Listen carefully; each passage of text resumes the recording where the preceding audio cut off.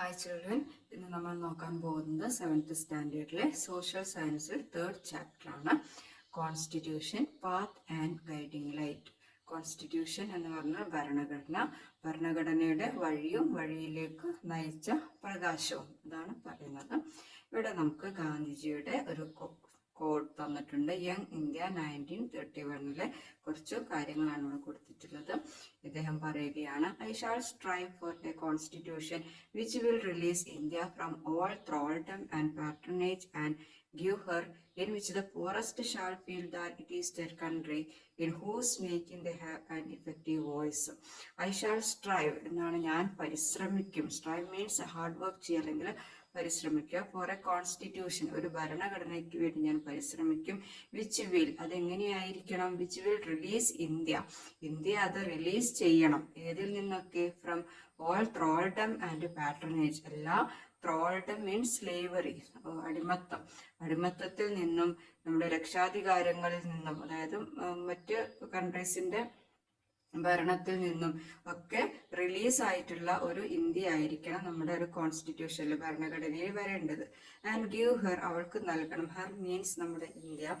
In which the poorest shall feel that it is their country, ഏതൊരു പാവപ്പെട്ട ആളിനും, poorest അതായത് ഏതൊരു എന്താ പറയുക, കപ്പാസിറ്റി ഇല്ലാത്ത ഒരാൾക്കും, പുവറായിട്ടുള്ള ഒരാൾക്കും അവർക്ക് ഫീൽ ചെയ്യണം ഇത് അവരുടെ സ്വന്തം രാജ്യമാണ് എന്ന് ഫീൽ ചെയ്യണം.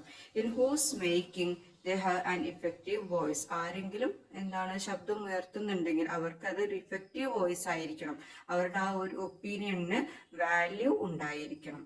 And India in which all communities shall live in perfect harmony, അതുപോലെ ഇന്ത്യയിൽ ഓൾ കമ്മ്യൂണിറ്റീസ് ഷാൾ ലിവ്, എല്ലാ സമുദായങ്ങളും ജീവിക്കണം ഇൻ പെർഫെക്റ്റ് ഹാർമണി, ഒരു പെർഫെക്റ്റ് ആയിട്ടുള്ള ഐക്യത്തോടെ, സമാധാനത്തോടെ അല്ലെങ്കിൽ സന്തോഷത്തോടെ ജീവിക്കണം. അങ്ങനെയുള്ള ഒരു ഭരണഘടനയ്ക്ക് വേണ്ടി ഞാൻ പരിശ്രമിക്കും എന്നാണ് ഗാന്ധിജി പറയുന്നത്.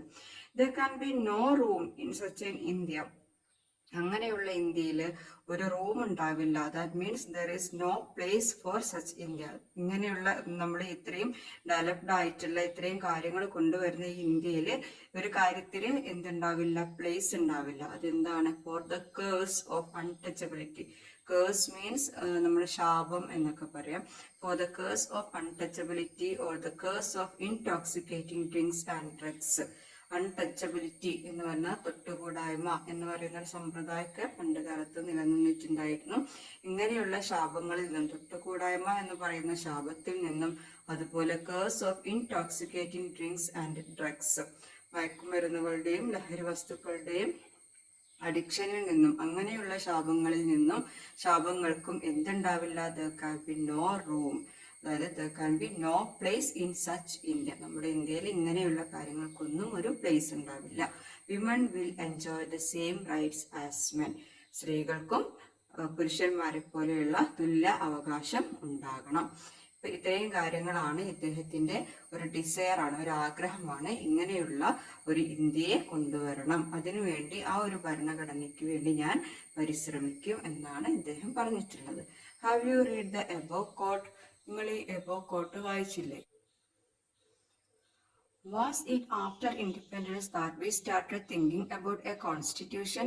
നമ്മുടെ ഇൻഡിപെൻഡൻസിന്, സ്വാതന്ത്ര്യം കിട്ടിയതിന് ശേഷമാണോ ഈ ഒരു കോൺസ്റ്റിറ്റ്യൂഷനെ കുറിച്ചിട്ട് ചിന്തിക്കാൻ തുടങ്ങിയത് ആയിരുന്നോ എന്നാണ് ചോദിക്കുന്നത്. വാസ് ഇറ്റ് ആഫ്റ്റർ ഇൻഡിപെൻഡൻസിന് ശേഷമായിരുന്നോ ദാറ്റ് വി സ്റ്റാർട്ടഡ്, നമ്മൾ സ്റ്റാർട്ട് ചെയ്തത് തിങ്കിങ് അബൌട്ട് എ കോൺസ്റ്റിറ്റ്യൂഷൻ, ഒരു കോൺസ്റ്റിറ്റ്യൂഷനെ കുറിച്ചിട്ട്, ഒരു ഭരണഘടനയെ കുറിച്ചിട്ട് നമ്മൾ ചിന്തിക്കാൻ തുടങ്ങിയത് ഇൻഡിപെൻഡൻസിന് ശേഷമായിരുന്നു. What ideas did Gandhiji wish to have in the future constitution of India? എന്തൊക്കെ ഐഡിയാസ് ആണ് ഗാന്ധിജി ആഗ്രഹിച്ചത്? What ideas did Gandhiji wish to have in the future constitution of India? ഇന്ത്യയിലെ ഫ്യൂച്ചർ കോൺസ്റ്റിറ്റ്യൂഷനിൽ, ഭാവിയിൽ കൊണ്ടുവരുന്ന ഭരണഘടനയിൽ എന്തൊക്കെ കാര്യങ്ങൾ ഉണ്ടാകണം എന്നാണ് ഗാന്ധിജി ആഗ്രഹിച്ചത്. അതിലുള്ള കുറച്ച് പോയിന്റ്സ് ആണ് നമുക്കിവിടെ തന്നിട്ടുള്ളത്. എന്താണ് സോവറിനിറ്റി? സോവറിനിറ്റി മീൻസ് പരമാധികാരം. നമ്മുടെ ഇന്ത്യക്ക് സ്വാതന്ത്ര്യം കിട്ടണം, എല്ലാ അധികാരങ്ങളും തങ്ങളിൽ തന്നെ ഉണ്ടായിരിക്കണം, അതാണ് സോവറിനിറ്റി. ഈക്വാളിറ്റി, തുല്യത. ഫ്രറ്റേണിറ്റി മീൻസ് ബ്രദർഹുഡ്, സാഹോദര്യം. ജെൻഡർ ജസ്റ്റിസ്, അതാണ് എന്താണ് മെയിലും ഫീമെയിലും തമ്മിൽ വ്യത്യാസമില്ലാതെ ജെൻഡർ ഈക്വാലിറ്റി നടപ്പിലാക്കാം. പിന്നെ അതിൻ്റെ കൂടെ നമുക്ക് പല കാര്യങ്ങളും എഴുതാം അല്ലെ. റിലീജിയസ് ഹാർമണി, അതുപോലെ ബ്രദർഹുഡ്, ഇങ്ങനെയുള്ള പോയിന്റ്സ് ഒക്കെ നമുക്കിതിൽ ഉൾക്കൊള്ളിക്കാം. Constitution, the dream of freedom fighters.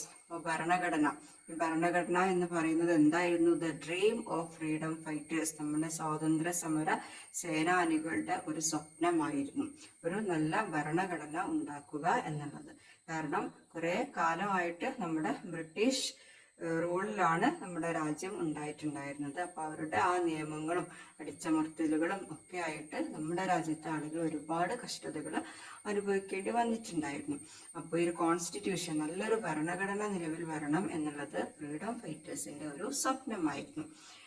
The first war of independence in 1857 was the first mass movement against the British rule. അതായത് the first war of independence, ഒന്നാം സ്വാതന്ത്ര്യ സമരം 1857 നടന്ന ഒന്നാം സ്വാതന്ത്ര്യ സമരമായിരുന്നു ഫസ്റ്റ് മാസ് മൂവ്മെന്റ്. ഏറ്റവും പ്രധാനപ്പെട്ട, മാസ് എന്ന് പറഞ്ഞാൽ ഇമ്പോർട്ടൻ്റ് ആയിട്ടുള്ള, ഡോമിനൻ്റ് ആയിട്ടുള്ള ഒരു movement against the British rule, British ഭരണത്തിനെതിരായി നടത്തിയ ഏറ്റവും പ്രധാനപ്പെട്ട ആദ്യത്തെ മൂവ്മെന്റ് ആയിരുന്നു ഏതെന്ന് പറയുന്നത് first war of independence in 1857. Soldiers, tribals, kings, feudal lords, peasants and many other groups participated in the struggle. Struggle means strike, സമരം. ഇത്രയും ആളുകൾ, ഈ ഒരു കാറ്റഗറിയിൽപ്പെട്ട ആളുകളൊക്കെ, സോൾജിയേഴ്സ് പട്ടാളക്കാർ, ട്രൈബൽസ് വിവിധ ഗോത്രങ്ങൾ, കിങ്സ് രാജാക്കന്മാർ, ഫ്യൂഡൽ ലോർഡ്സ് പ്രഭുക്കന്മാർ, പെസൻസ് നമ്മുടെ farmers and many other groups participated in the struggle. ഈ ഒരു സമരത്തിൽ എല്ലാ കാറ്റഗറിയിലുള്ള ആളുകളും പങ്കെടുത്തിട്ടുണ്ടായിരുന്നു. This movement helped the people to develop a sense of nationalism based on religious harmony. അങ്ങനെ ഈ ഒരു ഫസ്റ്റ് മൂവ്മെന്റ് ഉണ്ടായ സമയത്ത് ഇത് ആളുകൾക്ക് ഇങ്ങനെയുള്ള ചിന്ത, ഒരു സെൻസ് വരാൻ വേണ്ടിയിട്ട് സഹായിച്ചു. എങ്ങനെയുള്ള ഒരു നാഷണലിസം ഉണ്ടാക്കണം, സെൻസ് ഓഫ് നാഷണലിസം, അതായത് ഒരു ദേശീയത. നമുക്ക് നമ്മുടെ കൺട്രിക്ക് എന്ത് കിട്ടണം? ഫ്രീഡം കിട്ടണം, നമ്മളെല്ലാവരും ഇന്ത്യൻ ആണ് എന്നുള്ള ഒരു നാഷണലിസം നമുക്ക് കിട്ടണം. ബേസ്ഡ് ഓൺ റിലീജിയസ് ഹാർമണി, മതസൗഹാർദ്ദത്തിലുള്ള ഒരു നാഷണലിസം നമുക്ക് വേണം എന്നുള്ള ഒരു സെൻസ് ആളുകളിൽ ഡെവലപ്പ് ചെയ്യാൻ ഈ ഒരു മൂവ്മെന്റ് ഹെൽപ്പ് ചെയ്തു. This movement help the people, ഈ മൂവ്മെന്റ് ആളുകളെ സഹായിച്ചു to develop a sense of nationalism, nationalism എന്ന ഒരു സെൻസ് ഡെവലപ്പ് ചെയ്യാൻ.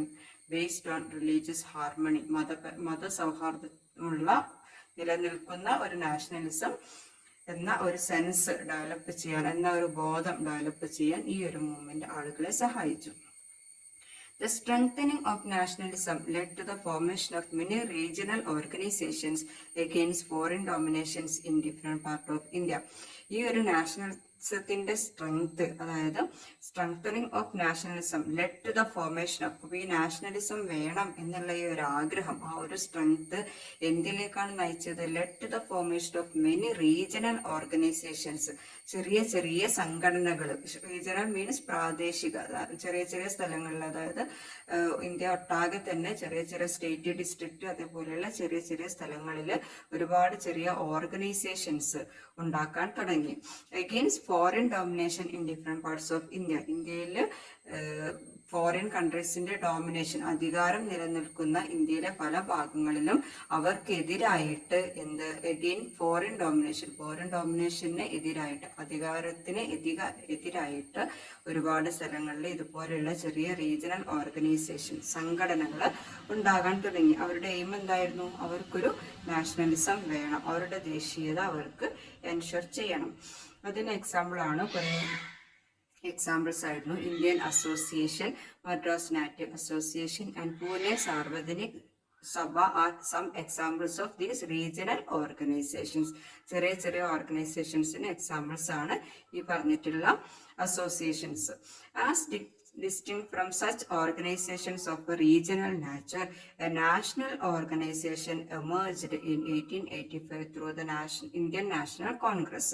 ഇതിനെ വ്യത്യസ്തമായിട്ട്, as distinct from such organisations, അപ്പൊ ഇപ്പൊ ഉണ്ടാക്കിക്കൊണ്ടിരിക്കുന്നതൊക്കെ ചെറിയ ചെറിയ ഓർഗനൈസേഷൻസ് ആയിരുന്നു. അപ്പൊ ഇതിൽ നിന്ന് വ്യത്യസ്തമായിട്ട് റീജിയണൽ നാച്ചർ, ചെറിയ പ്രാദേശിക സംഘടനകളിൽ നിന്ന് വ്യത്യസ്തമായി നാഷണൽ ഓർഗനിസം, ഇന്ത്യ ഒട്ടാകെ എന്തുണ്ടായി, ഒരു നാഷണൽ ഓർഗനിസം എസ്റ്റാബ്ലിഷ് ചെയ്തു 1885 ആരുടെ അണ്ടറിലായിരുന്നു? Through the Indian National Congress. Indian National കോൺഗ്രസിന്റെ അണ്ടറിൽ ഒരു നാഷണൽ ഓർഗനൈസേഷൻ എസ്റ്റാബ്ലിഷ് ചെയ്തു. With that the anti British agitations at the national level achieved an organised dimension. ഇതിന്റെ കൂടെ anti British agitations means violations അല്ലെങ്കിൽ പ്രക്ഷോഭങ്ങൾ, ഈ ബ്രിട്ടീഷുകാർക്കെതിരെയുള്ള പ്രക്ഷോഭങ്ങൾ അറ്റ് ദ നാഷണൽ ലെവലിൽ ഇന്ത്യയിൽ മൊത്തമായിട്ടും ബ്രിട്ടീഷുകാർക്കെതിരെയുള്ള പ്രക്ഷോഭങ്ങൾ കൂടി വന്നപ്പോൾ ഇതെന്തിലേക്ക് നയിച്ചു? അച്ചീവ്ഡ്, നേടിയെടുത്തു ആൻ ഓർഗനൈസ്ഡ് ഡയമെൻഷൻ, എല്ലാ രീതിയിലും ഓർഗനൈസ് ചെയ്തുകൊണ്ടുള്ള കളക്റ്റീവ് ആയിട്ടുള്ള ഒരു ഡയമെൻഷനിലേക്ക് ഇത് എത്തിച്ചു. The main objective of this movement were to bring the problems of various groups of people in India to the attention of the British authorities and to develop a sense of nationalism among the people beyond caste, religion and regional thinking. ഈ ഒരു nationalism develop ചെയ്തതിന്റെ main objective, main aim എന്ന് പറയുന്നത് എന്താണ്?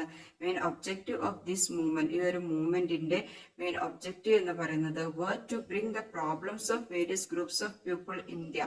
നമ്മുടെ ഇന്ത്യയിലുള്ള വിവിധ ഗ്രൂപ്പുകളിലുള്ള ആളുകളുടെ പ്രോബ്ലംസിനെ കൊണ്ടുവരിക എവിടെ? To the attention of the British authorities, British അധികാരികളുടെ മുമ്പിൽ നമ്മൾ അനുഭവിക്കുന്ന പ്രോബ്ലംസ് കൊണ്ടുവരിക. കൂടാതെ and to develop a sense of nationalism among the people, കൂടാതെ ആളുകളുടെ ഇടയിൽ ഒരു നാഷണലിസം എന്ന ബോധം, ഇന്ത്യൻ എന്നൊരു ബോധം ഉണ്ടാക്കണം.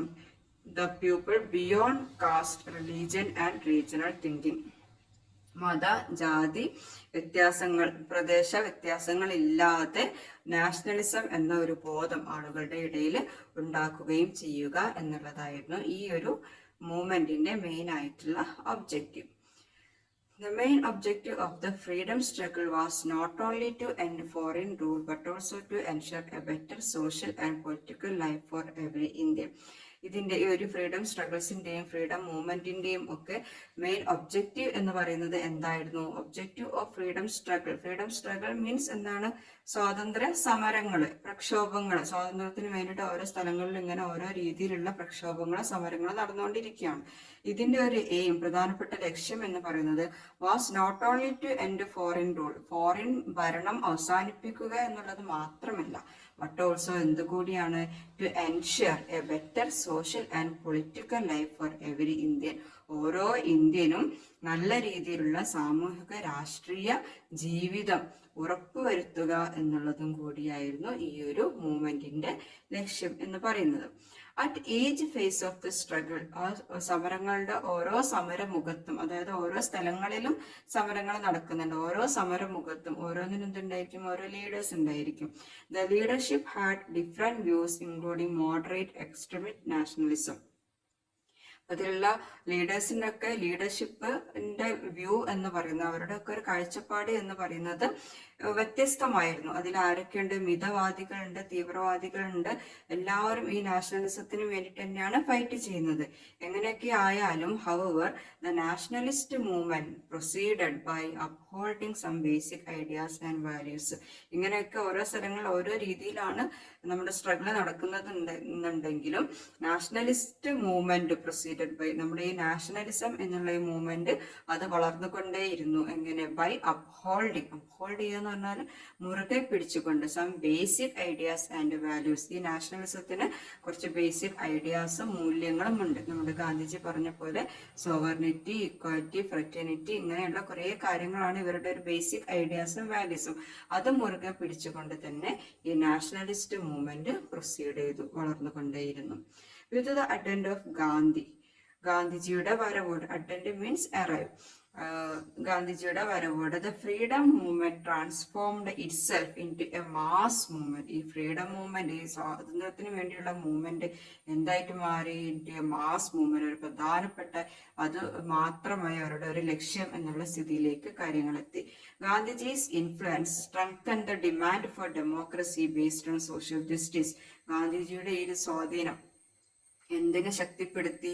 ദ ഡിമാൻഡ്, അവരുടെ ആവശ്യം for democracy based on social justice, സാമൂഹിക നീതി നടപ്പിലാക്കിക്കൊണ്ടുള്ള ജനാധിപത്യത്തിന്. ഡെമോക്രസി മീൻസ് ജനാധിപത്യം, സോഷ്യൽ ജസ്റ്റിസ് സാമൂഹിക നീതി നടപ്പിലാക്കിക്കൊണ്ടുള്ള ജനാധിപത്യത്തിന്റെ ആവശ്യം അത് സ്ട്രെങ്തൻ ചെയ്തു, ശക്തിപ്പെട്ടു ഈ ഗാന്ധിജിയുടെ വരവോട് കൂടിയിട്ട്. The leaders wished that the ideas and values of freedom, equality based on social justice, brotherhood and religious harmony put forward by the national movement. The leaders wished that, leaders ഓരോ സ്ഥലങ്ങളിലുമുള്ള ഓരോ സ്ട്രഗിളിനും ഓരോ leaders ഉണ്ടായിരിക്കും. ആ leaders ഒക്കെ ആഗ്രഹിച്ചു the ideas and values of freedom, ഫ്രീഡത്തിന്റെ ഐഡിയാസും വാല്യൂസും എന്തായിരിക്കണം?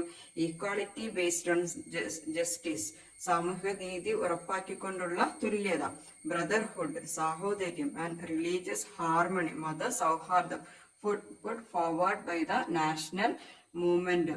നാഷണൽ മൂവ്മെന്റിനാൽ ചെയ്യപ്പെടുന്ന, മുന്നോട്ട് കൊണ്ടുവന്ന ഇത്തരം കാര്യങ്ങൾ forward by the national movement കൊണ്ടുവന്ന ഇത്രയും നമ്മുടെ ഐഡിയാസ്, അതായത് equality based on social justice, brotherhood and religious harmony, ഇത്രയും കാര്യങ്ങൾ should be the foundation of our constitution, ഇതായിരിക്കണം നമ്മുടെ ഭരണഘടനയുടെ അടിത്തറ എന്ന് നമ്മുടെ ഓരോ ലീഡേഴ്സും ആഗ്രഹിച്ചു. These views influenced the framing of our constitution. ഈ കാഴ്ചപ്പാടുകളാണ് നമ്മുടെ ഈ ഒരു കോൺസ്റ്റിറ്റ്യൂഷന്റെ, ഭരണഘടനയുടെ ഫ്രെയിമിങ്ങിന്, രൂപീകരണത്തിന് സ്വാധീനിച്ചത്. ഓരോ ലീഡേഴ്സിനും ആഗ്രഹമുണ്ട് നമ്മുടെ ഇന്ത്യ എങ്ങനെയായിരിക്കണം എന്നുള്ളത്. ആ ഒരു കാഴ്ചപ്പാടിലൂടെയാണ് നമുക്കൊരു നല്ല ഭരണഘടന ഫോം ചെയ്യണം എന്നുള്ള ഒരു കൺസെപ്റ്റിലേക്ക് എത്തിച്ചേർന്നത്. Observe the figure below and record your conclusions. നമ്മളോട് ഈ ഫിഗർ ഒന്ന് നോക്കിയിട്ട് എന്തൊക്കെയാണ് ഇതിലുള്ള കാര്യങ്ങളെന്ന് മനസ്സിലാക്കി റെക്കോർഡ് ചെയ്യാനാണ് പറഞ്ഞിട്ടുള്ളത്. ഇതൊക്കെ നമ്മുടെ ഇന്ത്യയിലുള്ള പീപ്പിൾസ് ആണ്. അവരുടെ ഓരോ വിഷാണ് പറയുന്നത് അല്ലെ. റിലീജിയസ് ഹാർമണി എന്തുണ്ടായിരിക്കണം? മതസൗഹാർദ്ദം ഉണ്ടായിരിക്കണം. ബ്രദർഹുഡ് സാഹോദര്യം വേണം. ഡയമെൻഷൻസ് ഡെമോക്രസി വേണം. ജനാധിപത്യം വേണം. വെൽഫെയർ സ്റ്റേറ്റ് സാമ്പത്തിക ഭദ്രത വേണം. ജസ്റ്റിസ് നീതി വേണം. സെക്യുലറിസം മതേതരത്വം വേണം. ഈക്വാളിറ്റി തുല്യത. ഫ്രീഡം ഫോർ ഓൾ എല്ലാവർക്കും സ്വാതന്ത്ര്യം. ഇത്രയും ഓരോരുത്തർക്കും ഓരോരോ വിഷാണ് അല്ലെ. എല്ലാ ആഗ്രഹങ്ങളും ഉണ്ട്. അപ്പൊ എല്ലാം കൂടി നടപ്പിലാക്കുന്ന രീതിയിലുള്ള ഒരു കോൺസ്റ്റിറ്റ്യൂഷൻ ആയിരിക്കണം വരേണ്ടത്. Individual freedom should be given priority. നമ്മുടെ ഇൻഡിവിജ്വൽ ആയിട്ടുള്ള ഓരോരുത്തർക്കുമുള്ള ഫ്രീഡത്തിന് എന്ത് കൊടുക്കണം? പ്രയോറിറ്റി കൊടുക്കണം, മുൻഗണന കൊടുക്കണം. Civil rights must be ensured. Civil rights പൗരാവകാശങ്ങൾ എന്ത് ചെയ്യണം? ഉറപ്പുവരുത്തണം. All religion should be given equal importance. എല്ലാ മതങ്ങൾക്കും തുല്യ പ്രാധാന്യം നൽകണം. Social justice should be ensured. സാമൂഹിക നീതി ഉറപ്പുവരുത്തണം. Democratic administration should be strengthened. എന്നാണ് നമ്മുടെ ജനാധിപത്യ ഭരണം ശക്തിപ്പെടുത്തണം. ഇത്രയും കാര്യങ്ങളൊക്കെ നമ്മുടെ ഈ ഒരു ഭരണഘടനയിൽ കൊണ്ടുവരണം എന്നാണ് അദ്ദേഹം ആഗ്രഹിക്കുന്നത്. Then precursor to the constitution. Precursor means എന്താണ്? നമ്മുടെ ആൻസസ്റ്റേഴ്സ്, അതായത് മുൻഗാമികള് എന്നൊക്കെ പറയാം. പ്രീകേഴ്സർ ടു ദ കോൺസ്റ്റിറ്റ്യൂഷൻ എന്ന് പറഞ്ഞാൽ കോൺസ്റ്റിറ്റ്യൂഷന്റെ മുമ്പുള്ളത് എന്നാണ്. അതായത് കോൺസ്റ്റിറ്റ്യൂഷൻ നിലവിൽ വരുന്നതിന് മുമ്പ് എങ്ങനെയായിരുന്നു നമ്മുടെ ഭരണഘടന എന്നാണ് പറയുന്നത്. Don't we get freedom on 15 August 1947, but the constitution came into force on 26 January 1950. എന്താണ് ഈ കുട്ടി തിങ്ക് ചെയ്യുന്നത്? Didn't we get freedom on 15 August 1947? നമുക്ക് സ്വാതന്ത്ര്യം കിട്ടിയത് 1947 ഓഗസ്റ്റ് 15-നല്ലേ? But the constitution came into force. പക്ഷെ നമ്മുടെ ഭരണഘടന നിലവിൽ വന്നത് എന്നാണ്? 26 ജനുവരി 1950-ലാണ്. അപ്പോൾ there is A difference between these two.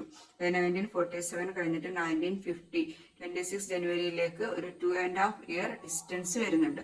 അപ്പൊ ആ ഒരു ഗ്യാപ്പില് എങ്ങനെയായിരുന്നു നമ്മുടെ ഭരണഘടന എന്നുള്ളതാണ് ഈ കുട്ടി തിങ്ക് ചെയ്യുന്നത്. Then what was India Constitution and law for 2.5 years after independence. Independent ആയതിനു ശേഷം 1947 ഇൻഡിപെൻഡൻ്റ് ആയതിനു ശേഷം ഈ 1926 ജനുവരി ആകുന്നത് വരെ ഈ 2.5 ഇയറിൽ എങ്ങനെയായിരുന്നു ഇന്ത്യയുടെ കോൺസ്റ്റിറ്റ്യൂഷനും നിയമങ്ങളും ഒക്കെ എങ്ങനെയായിരുന്നു എന്നാണ് ഈ കുട്ടി ചിന്തിക്കുന്നത്. Don't you have such a doubt? നിങ്ങൾക്കും ഇല്ലേ ഇതുപോലെയുള്ള സംശയം? What we followed was Government of India Act passed by the British in 1935 until we became a republic. നമ്മളൊരു റിപ്പബ്ലിക് ആവുന്നത് വരെ, അതായത് ജനാധിപത്യ രാഷ്ട്രം ആകുന്നത് വരെ ഏത് ആക്ട് ആയിരുന്നു നമ്മൾ ഫോളോ ചെയ്തിട്ടുണ്ടായിരുന്നത്? വാട്ട് വി ഫോളോഡ് വാസ്, നമ്മൾ ഏതായിരുന്നു ഫോളോ ചെയ്തിട്ടുണ്ടായിരുന്നത്? Government of India act passed by the British in 1935. 1935 British പുറപ്പെടുവിച്ചിട്ടുണ്ടായിരുന്ന, ബ്രിട്ടീഷ് എസ്റ്റാബ്ലിഷ് ചെയ്തിട്ടുണ്ടായിരുന്ന ഒരു ആക്ട് ആയിരുന്നു ഗവൺമെന്റ് ഓഫ് ഇന്ത്യ ആക്ട്. ഈ ആക്ട് ആണ് നമ്മുടെ റിപ്പബ്ലിക് ആവുന്നത് വരെ ഈ ഒരു ആക്ട് ആണ് നമ്മൾ ഫോളോ ചെയ്തിട്ടുണ്ടായിരുന്നത്. Many ideas and provisions of our constitution were taken from this act. നമ്മുടെ ഇന്നത്തെ കോൺസ്റ്റിറ്റ്യൂഷനിലുള്ള ഒരുപാട് പ്രൊവിഷൻസ്, ഒരുപാട് കണ്ടീഷൻസും ഐഡിയകളും ഒക്കെ നമ്മൾ ഏതിൽ നിന്ന് എടുത്തിട്ടുള്ളതാണ്? ഈ ഒരു ആക്ടിൽ നിന്നും എടുത്തിട്ടുള്ളതാണ്. Our constitution came into force on 26 January 1950, replacing this act. ഈ ആക്ടിനെ റീപ്ലേസ് ചെയ്തുകൊണ്ട് നമ്മുടെ കോൺസ്റ്റിറ്റ്യൂഷൻ, നമ്മുടെ ഭരണഘടന എന്നാണ് നിലവിൽ വന്നത്? 26 ജനുവരി 1950 നിലവിൽ വന്നത്. അപ്പൊ അതിനിടയ്ക്ക് വന്നിരുന്ന 2.5 വർഷം ഇന്ത്യ ഫോളോ ചെയ്തിരുന്നത് ഗവൺമെന്റ് ഓഫ് ഇന്ത്യ ആക്ട് 1935. അതിലുള്ള ഐഡിയാസും പ്രൊവിഷൻസും ഒക്കെയാണ് അതുവരെ ഇന്ത്യ ഫോളോ ചെയ്തിട്ടുണ്ടായിരുന്നത്. Find out the features of the Government of India Act 1935 by observing the figure below. നമുക്കവിടെ ഒരു ഫിഗർ തന്നിട്ടുണ്ട്. നമ്മുടെ ഈ ഒരു പഴയ act, government of India act 1935 എന്തൊക്കെ കാര്യങ്ങളായിരുന്നു ഉണ്ടായിരുന്നത് എന്നതിന്റെ ഫീച്ചേഴ്സ് ആണ് ഇവിടെ കൊടുത്തിട്ടുള്ളത്. എന്താണ്? Bicameral legislature in 6 provinces. Bicameral legislations എന്ന് പറഞ്ഞാൽ സഭ നിയമസഭ എന്ന് പറയും. ബൈക്യാമറൽ എന്ന് പറഞ്ഞാൽ 2 സഭകൾ. നമ്മൾ പറയാറുണ്ട് രാജ്യസഭ, ലോകസഭ. അതേപോലെ 2 സഭകള്, നിയമനിർമ്മാണ സഭകളും ആണ് ഇതിൽ ഉണ്ടായിരുന്നത്. 6 provincesല് 2 സഭകളായിട്ടാണ് ഇത് രൂപീകരിക്കപ്പെട്ടിട്ടുണ്ടായിരുന്നത്. അതുപോലെ bicameral legislature at the centre ഗവൺമെന്റിൽ, ഇപ്പൊ നമുക്ക് സെൻട്രൽ ഗവൺമെന്റ്, സ്റ്റേറ്റ് ഗവൺമെന്റ്സും അങ്ങനെ 2 രീതിയിലാണ് ഗവൺമെന്റ്സ് ഉള്ളത്. അതുപോലെ തന്നെ ഇവിടെയും എന്താണ് സെൻട്രൽ ഗവൺമെന്റ് പറയുന്നുണ്ട്. ഈ സെൻട്രൽ ഗവൺമെന്റിലും 2 സഭകൾ ഉണ്ടായിരുന്നു എന്നാണ് പറയുന്നത്. ബൈക്യാമറൽ ലെജിസ്ലേച്ചർ മീൻസ് നിയമനിർമ്മാണ സഭ അല്ലെങ്കിൽ നിയമസഭ എന്ന് പറയാം. Then 321 sections and 10 schedules. ഈ 321 സെക്ഷൻസും അതിന്റെ ഷെഡ്യൂൾസ് പറഞ്ഞാൽ അതിന്റെ വിഭാഗങ്ങളായിട്ട് 10 ഷെഡ്യൂൾസും ഉണ്ടായിരുന്നു. Special constituencies for weaker sections, woman and workers. അതുപോലെ വുമൺ ആൻഡ് വർക്കേഴ്സ്, സ്ത്രീകൾക്ക്, അതുപോലെ വർക്കേഴ്സ്, അതുപോലെ വീക്ക് ആയിട്ടുള്ള ഈ സെക്ഷൻസിനൊക്കെ എന്തുണ്ടായിരുന്നു? ഒരു സ്പെഷ്യൽ കോൺസ്റ്റിറ്റ്യുവൻസീസ് ഉണ്ടായിരുന്നു. സ്പെഷ്യൽ ആയിട്ടുള്ള നിയോജക മണ്ഡലങ്ങൾ ഉണ്ടായിരുന്നു. Power divided between the centre and the provinces. നമ്മുടെ സെൻട്രൽ ഗവൺമെന്റ്, സ്റ്റേറ്റ് ഗവൺമെന്റ്സ് എന്ന് പറയുന്ന പോലെ തന്നെ ഇവരുടെ ഈ അധികാരം ഈ സെൻട്രൽ ഗവൺമെന്റിനും അതുപോലെ തന്നെ അതിന് താഴെ വരുന്ന പ്രവിശ്യകൾക്കുമായിട്ട് ഡിവൈഡ് ചെയ്യപ്പെട്ടിട്ടുണ്ടായിരുന്നു. അപ്പൊ നമ്മുടെ ഇന്നത്തെ ക്ലാസ് ഇന്നിവിടെ നിർത്തുകയാണ്. ഇതിന്റെ കണ്ടിന്യൂഷൻ അടുത്ത ക്ലാസ്സിൽ ഉണ്ടായിരിക്കും.